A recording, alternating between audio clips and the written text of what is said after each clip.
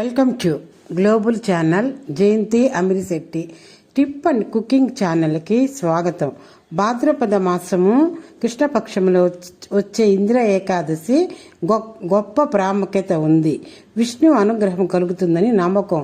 అంతేకాదు పితృపక్షాల సమయంలో వచ్చే ఏకాదశి కావున స్వయం పాకం ఇస్తే పూర్వీకులు ఉత్తమ లోకానికి చేరుకుంటారని చెబుతున్నారు. ఇందిరా ఏకాదశి రోజున శ్రీ మహావిష్ణువు ప్రసన్నం చేసుకునేందుకు పూజలు, ఉపవాసాలు, విధి విధానాల ప్రకారము ఈ రోజున చేసే పూజలతో భక్తుల కోరికలు నెరవేరుతాయని, జీవితంలో సుఖ సంతోషాలు నెలకొంటాయని అంటారు.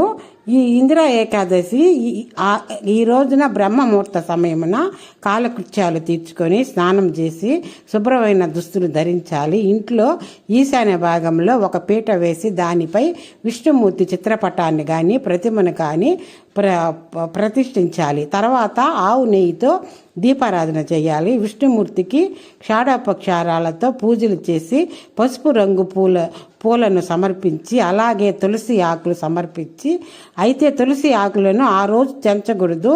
ముందు రోజు శుక్రవారం కనుక శుక్రవారం కానీ ఏకాదశి కానీ తులసి కోయకూడదండి. కోస్తే మంచిది కాదు.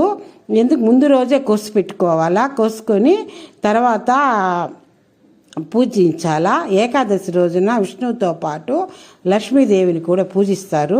ఏకాదశి పూజలో ఆ తులసి ఆకులు ఉండాలి. ఈ పవిత్రమైన రోజున విష్ణువుతో పాటు లక్ష్మీదేవిని కూడా పూజిస్తారు. విష్ణుమూర్తికి నైవేద్యాలతో తులసిని తప్పకుండా చేర్చాలి. విష్ణు తులసి లేని ఆహారాన్ని సేకరించడు అని నమ్ముతారు హిందూ పురాణ ప్రకారం. ధూపము, దీపాలు వెలిగించి పరిహారాలను శుద్ధి చేసి దేవుడికి నైవేద్యముగా పండ్లు, స్వీట్లు లేదా సాత్విక ఆహారాన్ని సమర్పించాలి. విష్ణు సహస్రనామం పఠించి, లేదంటే మనం ఇప్పుడు వీటిల్లో కూడా వస్తున్నాయి కదా, ఫోనుల్లో కూడా పెట్టుకొని విష్ణుమూర్తికి హారతి ఇవ్వండి. పూజానంతరం ప్రసాదము మీరు తిని ఇతరులకు ప్రసాదాన్ని పంచాల. పేదలకు దానం ఇవ్వండి. భజనలు, కీర్తనలు ఆలపించాలా. శ్రీ మహావిష్ణువుని పూజించి ఇందిరా ఏకాదశి నాడు ఉపవాసం ఉండటం వల్ల భక్తులు సర్వ దుఃఖాల నుంచి విముక్తి పొందుతారు. వారి జీవితంలో ఆనందం, శ్రేయస్సు వస్తుంది. మంత్రహీనం, క్షయహీనం, భక్తిహీనం జనార్దన యత్ పూజితం మాయాదేవి పరిపూర్ణం తదాస్తుతే. ఓం శ్రీ విష్ణువే నమః. క్షమాయాచన సమర్పయామి. ఇందిరా ఏకాదశి వ్రతం ఆచరించి మానసిక ప్రశాంతత, మోక్షం లభిస్తుందని పండితులు చెబుతున్నారు. లైక్ చేయండి, షేర్ చేయండి.